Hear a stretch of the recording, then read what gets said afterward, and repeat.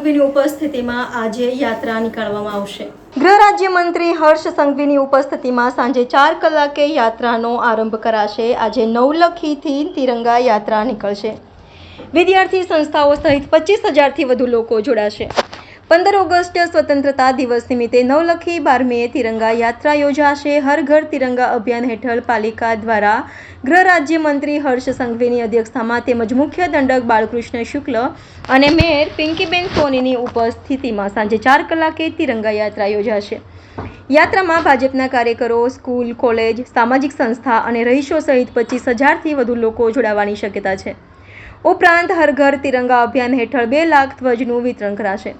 ભાજપના કાર્યકરોએ લાખ વિતરણ કર્યું છે। તિરંગા યાત્રામાં સાંસદ ડોક્ટર હેમાંગ જોશી, જિલ્લા પંચાયત પ્રમુખ ગાયત્રીબા મેડા અને છોટા ઉદેપુરના સાંસદ જશુભા રાઠવા ઉપસ્થિત રહેશે। જ્યારે તમામ ધારાસભ્યો, મ્યુનિસિપલ કમિશનર, કલેક્ટર અને પોલીસ કમિશનર પણ તિરંગા યાત્રાને લીલી ઝંડી આપશે, જેને લઈ વડોદરા શહેર નવલખી મેદાનમાં તડામાર તૈયારીઓને આખરી ઓપ આપવામાં આવી રહ્યો છે અને તિરંગા યાત્રાના સમગ્ર રોડ પર તિરંગાના ફ્લેગ લાઇટિંગથી સુશોભિત કરી દેવામાં આવ્યા છે।